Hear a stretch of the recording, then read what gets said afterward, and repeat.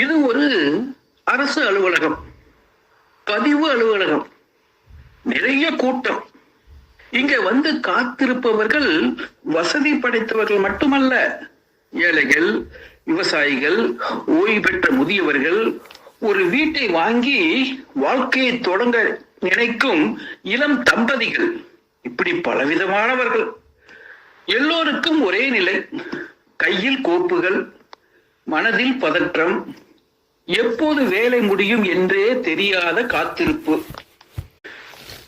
இங்கு நிறைய பதிவுகள் நடக்கின்றன.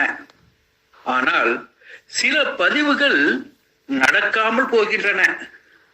அதற்கு காரணம் வில்லங்க பதிவுகள். ஒரு வில்லங்க சான்றில் தவறான பதிவு உள்ளது. அது அந்த அலுவலகம் செய்த தவறு, அலுவலக உதவியாளர் செய்த தவறு, ஒரு சாதாரண எழுத்தர் பிழை, ஒரு ஆவணத்தில் ஒரு வரி தவறாக பதிவானது, அவ்வளவுதான்.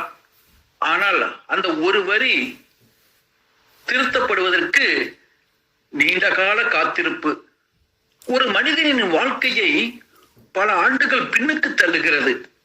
வீடு வாங்க முடியவில்லை, விற்க முடியவில்லை, கடன் தீர்க்க முடியவில்லை. அது ஒரு காகித பிழை அல்ல, ஒரு குடும்பத்தின் கனவு தடை. இந்த தவறை சரி செய்ய அவர் அலுவலகம் செல்வார்கள், கேட்பார்கள், மனு தருவார்கள். ஆனால் பதில் என்ன? ஆள் இல்லை, வேலை செய்ய ஆட்கள் இல்லை. இந்த வார்த்தைகள் ஒரு நாள் அல்ல, பல ஆண்டுகள் மக்களின் காதில் விழுந்து கொண்டே இருக்கின்றன. ஆனால் அந்த நாட்கள் மக்களின் வாழ்க்கையில் இருந்து பல நாட்களை, பல காலங்களை மெல்ல மெல்ல திடிக்கொண்டிருக்கின்றன.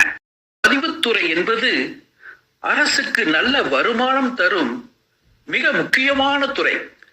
ஆனால் அந்த துறையில் கூட ஆள் பற்றாக்குறை, வேலை தாமதம், கோப்புகள் குவிந்து கிடக்கின்றன. இதனால் மக்களுக்கு மட்டுமல்ல, அரசுக்கும் வருமான இழப்பு தான். ஒரு தவறு சரி செய்யப்படாததால் ஒரு கிரயம் நடக்கவில்லை என்றால் அது யாருக்கு இழப்பு? நாட்டில் வேலையில்லாத படித்த இளைஞர்கள் ஏராளம்.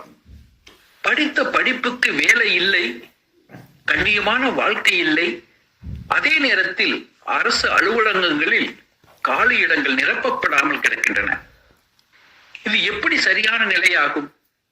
ஒரு பக்கம் வேலை தேடி தவிக்கும் இளைஞர்கள், மற்றொரு பக்கம் ஆள் இல்லை என்று சொல்லும் அலுவலகங்கள்.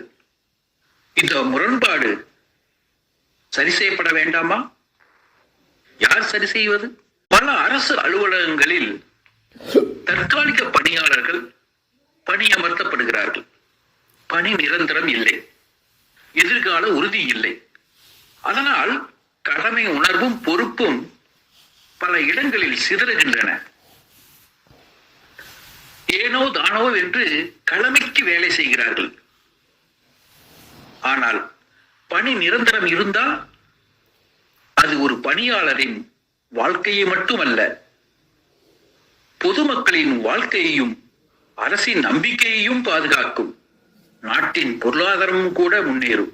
அரசு எத்தனை நல்ல திட்டங்களை கொண்டு வந்தாலும் அவை நடைமுறையில் மக்களை சரியாக அடைய வேண்டும். அவ்வாறு அடையாவிட்டால் அதனால் என்ன பயன்?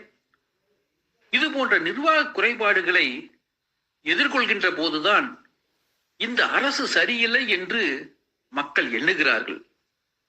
அந்த எண்ணங்கள் தான் நாளைய மக்கள் தீர்ப்பாகின்றன. அரசு அலுவலகங்களில் இந்த நிர்வாக குறைபாடுகள் சரி செய்யப்படாத வரை மக்களுக்கு உண்மையான விடியல் ஏற்படாது. அரசு இந்த தவறுகளை சரி செய்யுமா? மக்கள் உண்மையான விடியலை காண்பார்களா? பார்ப்போம், காலம் பதில் சொல்லும்.